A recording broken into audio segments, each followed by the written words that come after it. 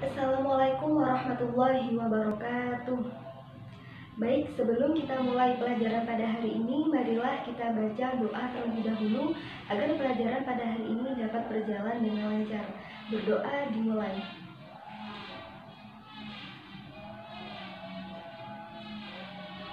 Selesai. Nah, baik, bagaimana kabarnya anak-anak? Alhamdulillah, semoga kita semua selalu diberi kesehatan, selalu diberi Tuhan oleh Allah Subhanahu wa taala. Nah, baik, sebelumnya Ibu absen terlebih dahulu ya. Intan Maulida Ulfa, Aniratul Hafita, Aminatul Husna. Nah, baik, sudah masuk semua ya. Nah, sebelum kita mulai pelajaran pada hari ini, Ibu mulai dengan speaking terlebih dahulu ya, agar kalian lebih semangat belajarnya. Nah, nanti seumpama kalau Ibu bilang belajar hari ini, kalian jawabnya belajar, semangat, bismillah. Nah, Ibu coba ya. Belajar hari ini, belajar, semangat, bismillah. Nah, baik, ada yang tahu nggak hari ini kita belajar tentang apa? Nah, hari ini kita belajar tentang KD 3.2, yaitu mengklasifikasikan makhluk hidup dan benda berdasarkan karakteristik yang diamati. Nah, dari pembelajaran ini nanti kita akan mengetahui mengenai apa saja sih klasifikasi makhluk hidup dan benda berdasarkan karakteristik yang diamati itu sendiri. Nah, tujuannya nanti kita akan mengetahui berbagai klasifikasi makhluk hidup dan benda mati atau benda tak hidup. Baik, sebelum kita bahas lebih luas lagi mengenai pengklasifikasian makhluk hidup dan benda berdasarkan karakteristiknya, kita bahas terlebih dahulu mengenai pengertian dari klasifikasi makhluk hidup. Nah, jadi arti dari klasifikasi itu artinya pengelompokan.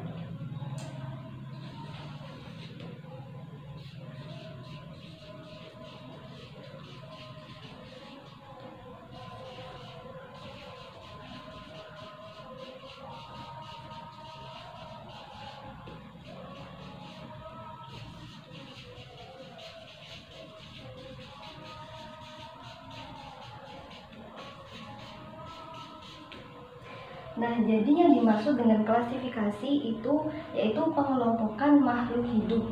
Nah, yang termasuk dalam makhluk hidup itu bukan hanya manusia saja, tetapi ada tumbuhan dan juga ada hewan juga. Nah, kemudian seperti yang kita ketahui bahwa di sekitar kita itu terdiri dari banyak sekali macam benda. Ada papan tulis, meja, kemudian ada pohon dan juga ada tumbuhan, ada hewan-hewan ayam, burung, kucing, dan lainnya. Nah, benda-benda tersebut itu dikelompokkan menjadi benda hidup dan juga benda tidak hidup. Nah, yang mana Bu yang termasuk benda hidup dan yang masuk dalam benda tak hidup? Nah, di sini ada tumbuhan, ini ada tumbuhan dan juga ada mobil-mobilan. Nah, sekarang kita bicara tentang benda hidup dan juga benda tak hidup. Nah, menurut kalian yang termasuk dalam benda hidup dan benda tak hidup ini yang mana? Tumbuhan. Nah, betul sekali, tumbuhan ini termasuk benda hidup. Kalau yang mobil-mobilan ini termasuk benda tak hidup. Nah, mungkin ada yang tahu alasannya apa? Nah, alasannya karena tumbuhan ini dapat tumbuh dan berkembang. Betul sekali, tumbuhan ini dapat tumbuh dan berkembang. Jadi tidak langsung tinggi seperti ini. Awalnya mulai dari bibit dulu, kemudian tinggi setinggi 1 cm, 2 cm, terus tinggi, kemudian tinggi seperti ini. Nah, beda dengan mobil-mobilan. Kalau mobil-mobilan ya beli dalam ukuran segini, kemudian dalam waktu 1 minggu kemudian 1 bulan kemudian ukurannya akan tetap seperti ini karena ini termasuk benda mati. Nah, kemudian perbedaannya apa? Yang membedakan antara benda hidup dan juga benda tidak hidup. Nah, yang membedakan itu adanya gejala kehidupan. Nah, jadi tumbuh dan berkembang itu tidak hanya satu dari gejala kehidupan, akan tetapi gejala kehidupan itu ada banyak. Nah, untuk lebih jelasnya kita akan bahas satu persatu. Nah, ciri-ciri dari benda hidup.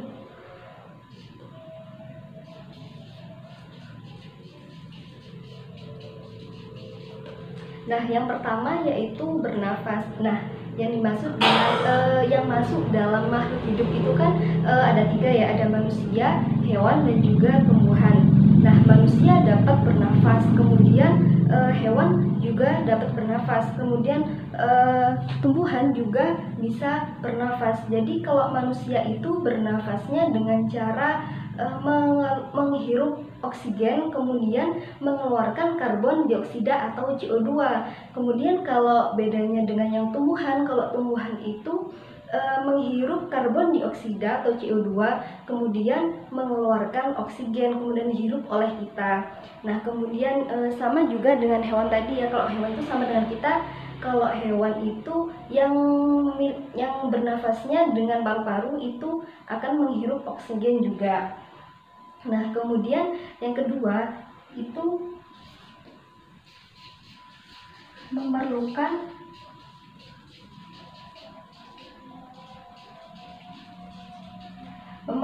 nutrisi. Nah, bagaimana caranya agar makhluk hidup itu dapat memenuhi nutrisinya, yaitu dengan cara makan dan minum. Karena dengan cara makhluk hidup itu makan dan minum, maka akan terpenuhi nutrisinya, karena dalam makanan tersebut banyak sekali mengandung protein, karbohidrat, lemak, vitamin, dan juga mineral. Nah, kemudian yang ketiga,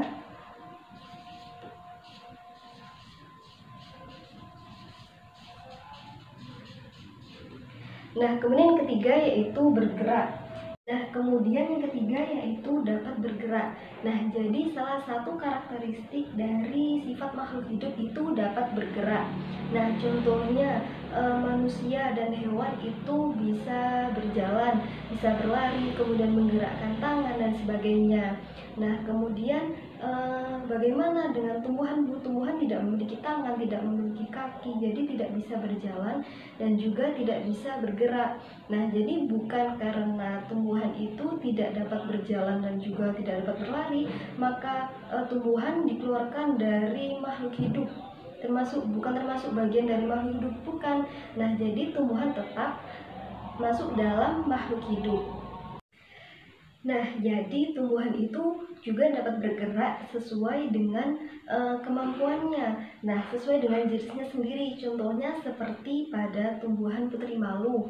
Nah, pada putri malu ini dapat bergerak ketika disentuh. Nah, ketika disentuh itu akan menguncup gitu kan ya. Nah, sama dengan tumbuhannya lainnya juga dapat bergerak sesuai dengan jenis tumbuhannya masing-masing. Ada yang dapat bergerak karena peka terhadap sentuhan, kemudian ada yang bergerak karena intensitas cahaya, kemudian ada yang karena air, kemudian ada yang dapat bergerak dengan faktor yang lainnya juga. Nah, kemudian selanjutnya yaitu yang nomor 4, yaitu tumbuh dan berkembang.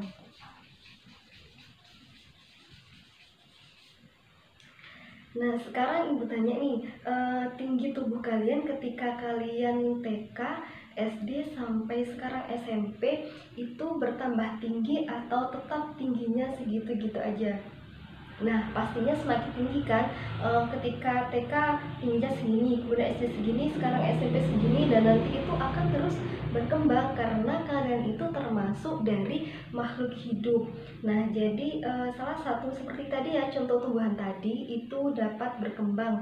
Nah, kemudian contohnya kalau pada hewan kupu-kupu. Nah, kupu-kupu itu tumbuhnya itu dengan cara ketika kupu-kupu dewasa, kemudian itu selanjutnya bertelur, kemudian setelah bertelur itu akan menjadi ulat, berkembang menjadi ulat, kemudian berkembang lagi menjadi kepompong, kemudian setelah menjadi kepompong akan menjadi kupu-kupu muda, kemudian setelah menjadi kupu-kupu muda akan menjadi kupu-kupu dewasa. Nah, seperti itu. Nah, kemudian sampai di sini apa sudah bisa dipahami belum? Alhamdulillah. Baik, kita lanjut ke selanjutnya ya. Kemudian yang nomor 5 itu dapat berkembang biak atau reproduksi, bereproduksi.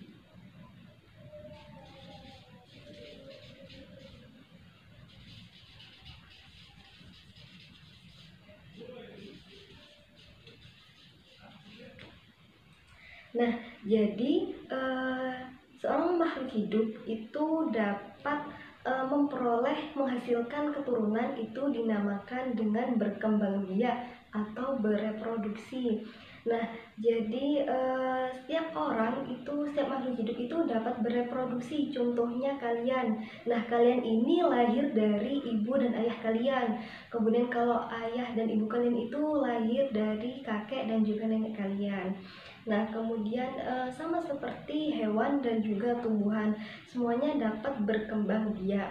Nah, kemudian selanjutnya yang nomor 6 itu peka terhadap rangsang.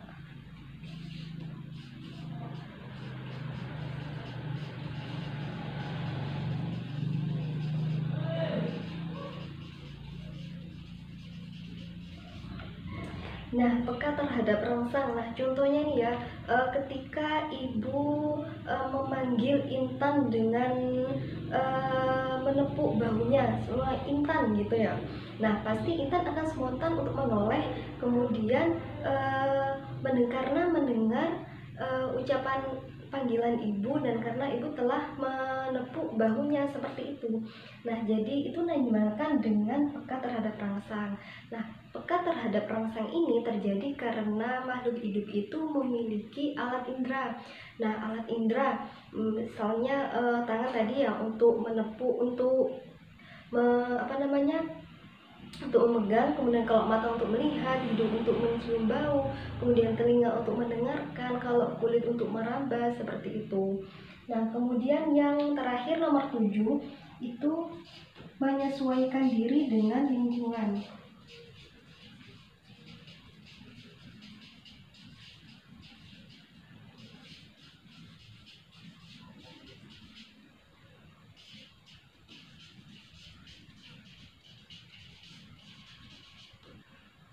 Nah, jadi setiap makhluk hidup itu pasti dapat menyesuaikan dengan lingkungannya.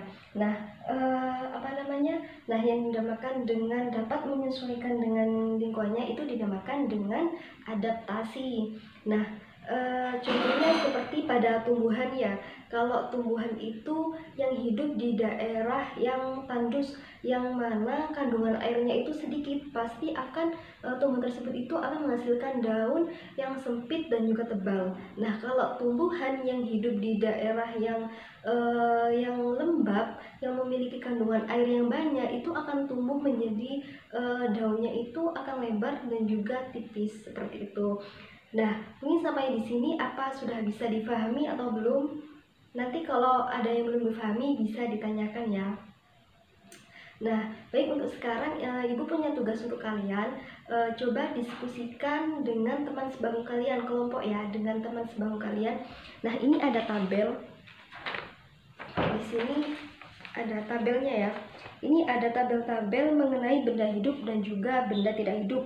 Mulai dari, kemudian ada ciri-cirinya juga, ada dapat bergerak, tumbuh dan berkembang, bernafas, berkembang biak, kemudian memerlukan nutrisi, kemudian peka terhadap rangsang. Nah, nanti kalian di sini kan ada benda hidup dan benda tidak hidupnya. Nanti kalau yang benda tersebut memiliki ciri-ciri yang ada di sini, dapat bergerak, nanti itu bisa dicentang.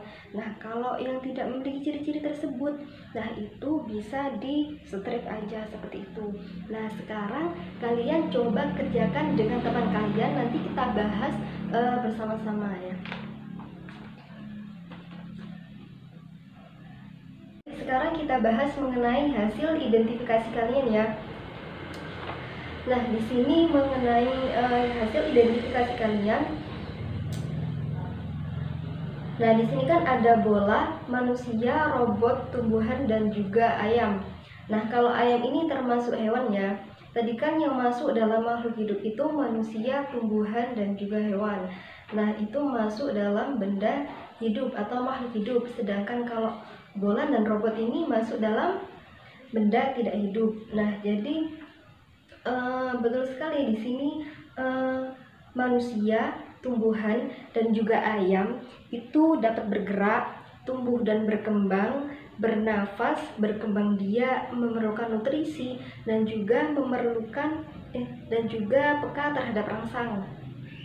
Kalau bola dan robot itu tidak dapat bergerak dan juga tumbuh dan berkembang juga tidak bisa, bernafas juga tidak bisa, berkembang biak juga tidak memerlukan nutrisi dan juga tidak peka terhadap rangsang karena benda-benda tersebut termasuk benda mati seperti itu. Nah, kemudian ada pertanyaan kalau ada beberapa robot yang bisa bergerak. Nah, robot yang bisa bergerak itu karena adanya tergantung ya ketika robot itu bergerak itu ada tentunya sendiri, ada yang menggerakkan itu. Seumpama manusia yang merekam pasti bisa bergerak, maksudnya tidak bisa bergerak secara manual, tidak bisa bergerak sendiri. Nah, seperti itu. Nah, kemudian untuk mengakhiri pelajaran pada hari ini, sekarang coba ibu post satu aja ya, satu soal. Sebutkan apa yang membedakan antara benda hidup dan juga benda tak hidup. Kemudian sebutkan apa saja. Nah, cukup sekian yang dapat kita pelajari pada hari ini. Semoga bermanfaat. Ibu akhiri pelajaran pada hari ini. Wassalamualaikum warahmatullahi wabarakatuh.